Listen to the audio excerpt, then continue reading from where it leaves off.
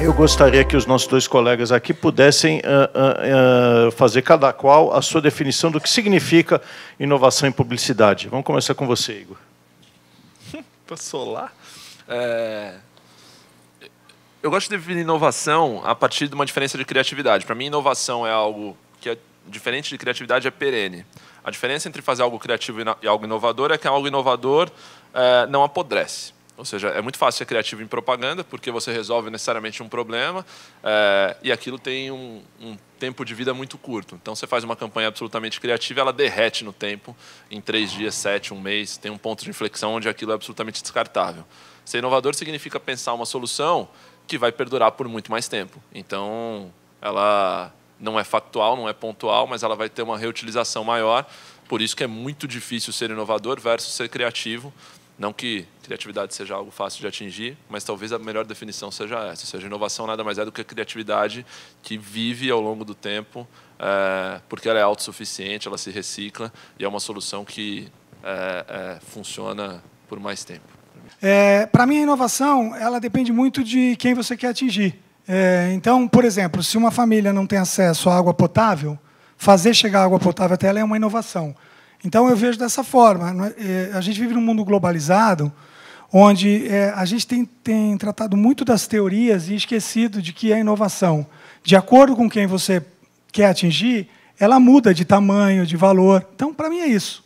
Se, às vezes, o cliente ele te oferece um produto, e eu vou falar uma marca, por exemplo, que eu não trabalho, a Porto Seguro. Né? Há quantos anos uma empresa de automóvel foi lá e decidiu te dar um encanador? Isso é inovação e poderia ter saído de uma agência. Hoje essa pressão já está em mim, mas ela já veio comigo quando eu acabei saindo do mercado empresarial. Mas você passa isso para a equipe, por exemplo? Eu passo e sofri muito por isso. Preconceito dentro da agência, por ser um publicitário careta, por, às vezes, não levar para frente uma ideia que é... Publicitar careta é uma contradição em termos, né? Mas tudo bem.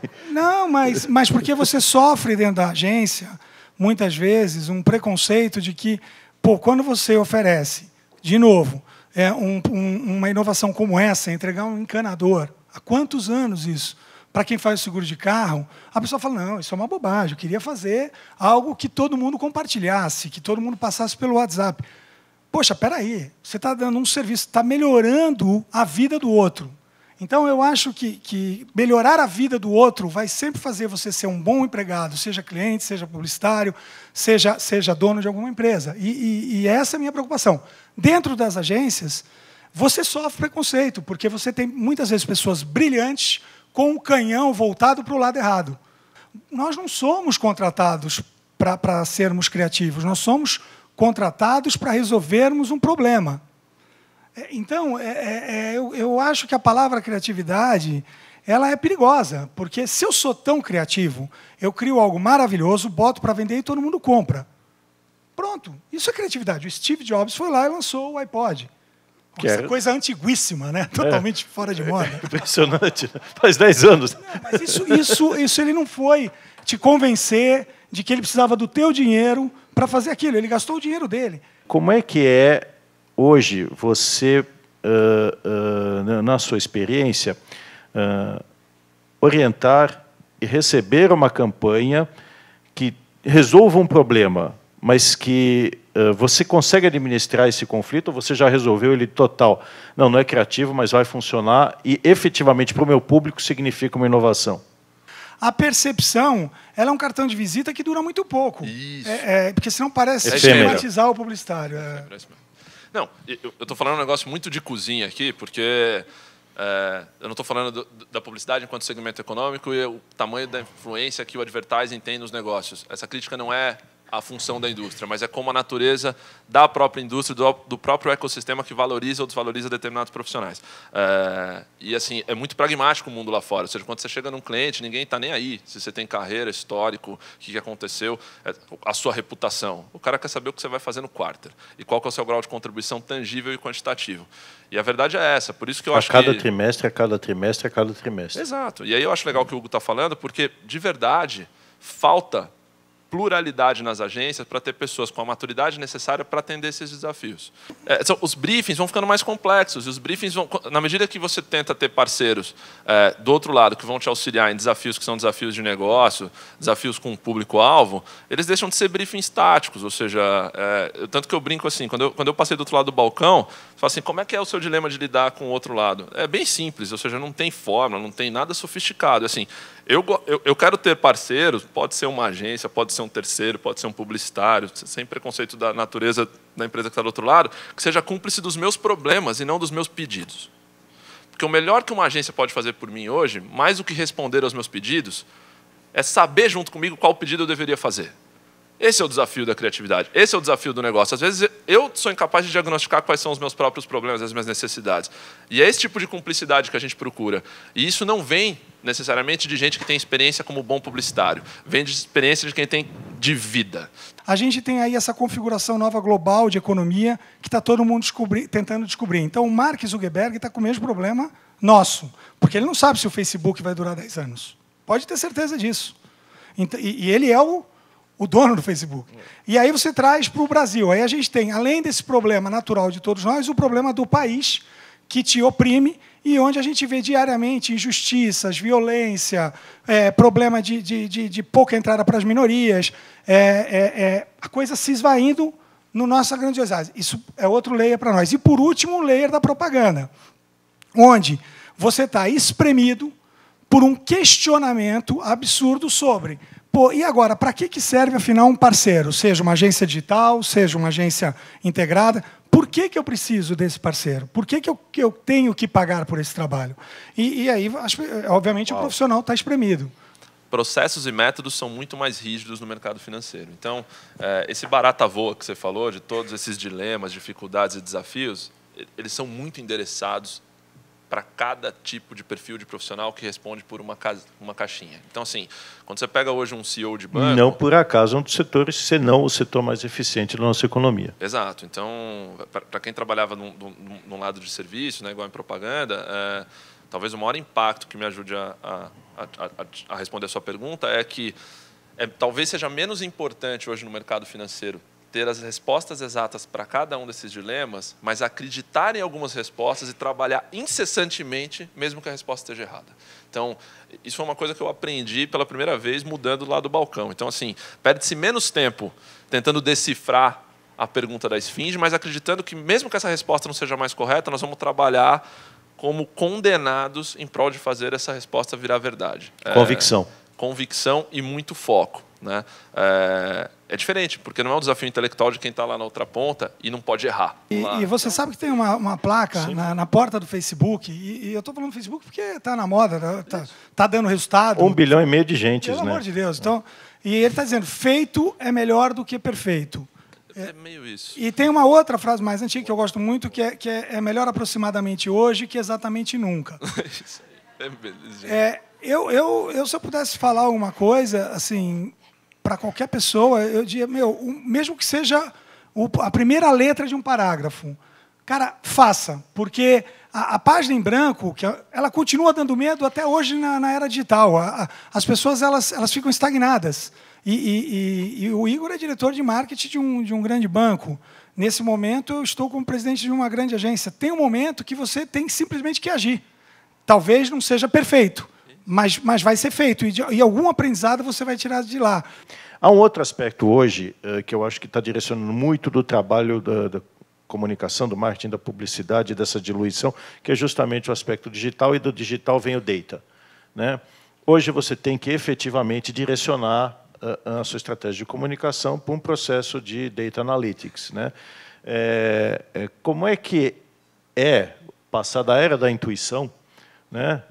Os magos que tinham aquela brilhante ideia, eu lembro daquela cena final do Mad Men, né? O nosso amigo Don Draper lá meditando, não sei se alguém viu a série, se não viram, vejam, porque é sensacional, e ele está lá no processo de meditação, desculpem o spoiler, e dali ele tem um insight brilhante para criar uma campanha que é marcante. E hoje não tem essa do insight. Né? Você pode ter um insight, mas em cima do data. Como é que foi essa passagem? Você provavelmente na agência ainda havia muita gente ainda acreditando no Insight, e hoje não. Dentro do banco, certamente, é tudo data.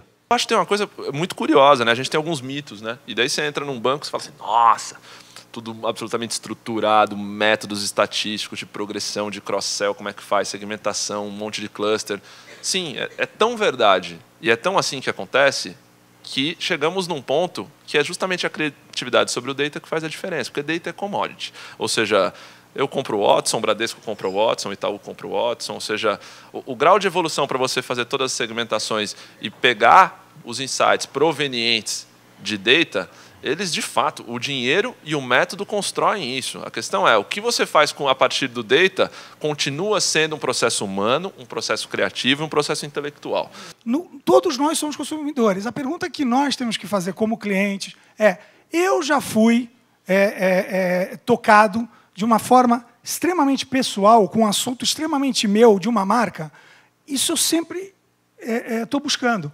Agora, eu não acredito no data. Pelo amor de Deus, eu ando de joelho para o data. Eu estava pedindo para ele cada vez mais profissionais ligados a isso. Mas a história do CRM, a história de que o banco sabe que tu compra na loja tal, ele já sabe. Então, a gente precisa ter um lado humano, intelectual, que consiga juntar esses dados e transformar numa ação útil, que faça com que o consumidor fique mais próximo dessa marca, ou mais apaixonado, ou mais, mais apaixonado, mais bem relacionado.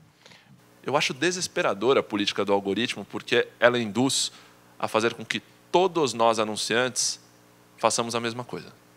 E aí nós temos um perigo monstruoso, porque os algoritmos são absolutamente os mesmos. Os motores rodam da mesma forma. Então, o modelo de otimização de um vídeo meu no Facebook é igual ao do Bradesco.